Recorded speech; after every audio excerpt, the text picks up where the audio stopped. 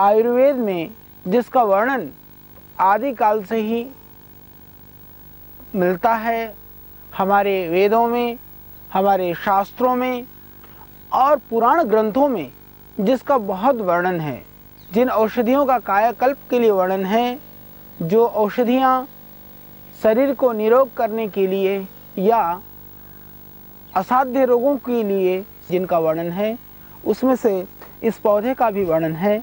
इसको हम बोलते हैं अपामार्ग, इसको चिरचिटा भी बोलते हैं। बहुत सारे ऐसे इसके चमत्कारिक गुण हैं जिस गुण के संदर्भ में हमारे आयुर्वेद आचार्यों ने, जड़ी बूटियों के जानकार लोगों ने बहुत सारे काम भी किया है।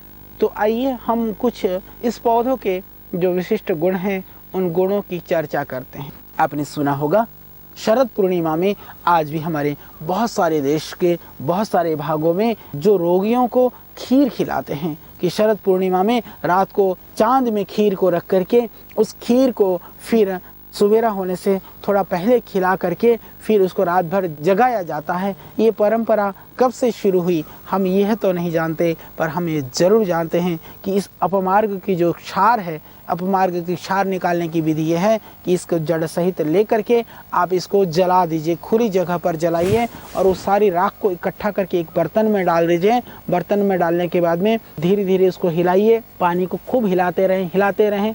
फिर कुछ घंटे के लिए छोड़ दीजिए, 4-6 घंटा 10 घंटा उसको छोड़ दीजिए। फिर उसकी राख को निकाल लीजिए। धीरे धीरे नीचे जो भाग सफ़ेद सफ़ेद जो बचता है उसको छान करके रखिए, उसको बोलते हैं क्षार। उस क्षार को मुश्किल से 100 ग्राम क्षार के अंदर, यदि 100 ग्राम क्षार होता है तो वो 100 आदमियों के खीर के अंदर आप डाल करके खिला सकते हैं और आप देखेंगे अस्थमा में लाभ होता है। हमने देखा है। इस विषय में ज़रूर मैं कहता हूँ कि हमारे जो डॉक्टर बंधु हैं, हमारे जो चिकित्सक भाई हैं, या जो हमारे देश के अंदर जो रिसर्च के अनुसंधान के संस्थान हैं, उन लोगों को भी इस विषय में काम करना चाहिए कि इसके अंदर वो कौन सा गुण है जो शरद पूर्णिमा के चांदनी में रख करके उस खीर को खिला देने से मात्र 1 दिन के अंदर अस्थमा में लाभ होता है। हालांकि आप जानते हैं कि दक्षिण भारत में मछली खिलाते हैं, तो उत्तर भारत में यहाँ पर हरियाणा, राजस्थान, पंजाब और मैंने देखा है कि उत्तर प्रदेश कई प्रांतों में हम इस खीर को वैद्य लोग परंपरागत रूप से खिलाते हैं। हालांकि उसमें 2 चीज़ें और दी जाती हैं। एक तो पीपल पेड़ की छाल को भी इसी तरह से डाल के खिलाया जाता है, और दूसरा जो है खिलाते हैं जो आक होता है, आक के क्षार को भी मैंने देखा है। तो इसमें अपमार्ग की क्षार ज़्यादा कारगर है, और वो क्षार ना भी मिले शरद पूर्णिमा के दिन यदि आप खीर को चांदनी में रख करके, बहुत सारे लोग इस तरह से भी खाते हैं, तब भी वो विविध रोगों में दूर करने में बहुत सहयोगी है। और जो अस्थमा के रोगी हैं उनके लिए और कुछ भी ना मिले, क्षार भी ना मिले, इसके पंचांग को आप इसके पूरी जड़ और इस पौधों को टुकड़े कर करके सुखा करके, सूखे हुए इसके पंचांग को एक हंडिया में बंद करके और आप इसकी बना लें भस्म। तो अंतर्धूम करते हुए इसको आप यदि फूंकते हैं तो फिर उसके बाद में जो उसकी राख है, उस राख को 1-1 ग्राम की मात्रा में यदि शहद के साथ आप चटाते हैं तो उससे अस्थमा में आपको मिलेगा तुरंत लाभ।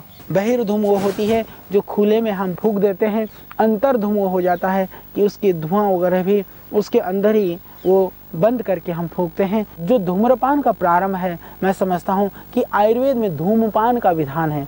बहुत सारे रोगों में, कफ की बीमारियों में, श्वास के रोगों में धूम लेने का विधान है। तो इसको चिलम में रख करके, जैसे आप तंबाकू पीते हैं, यदि जो तंबाकू पीने वाले वैसे वो हानिकारक है, वो कैंसर जैसे भयानक व्याधियों का जनक है तंबाकू तो, पर यदि अस्थमा की बीमारी है तो इसके पंचांग को सुखा करके इसको चीलम में भर करके यदि आप पीते हैं तो उससे अस्थमा में आपको मिलेगा तुरंत लाभ।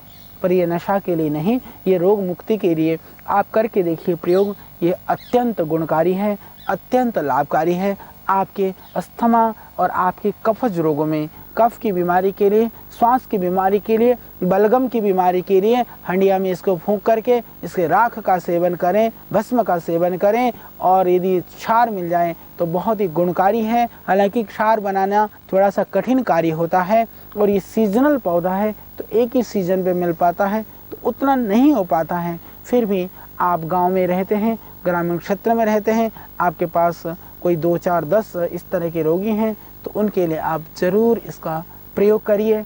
बहुत इससे देश का और बहुत सारे ऐसे असाध्य रोगों से पीड़ित हमारे भाई बहनों का इससे भला होगा।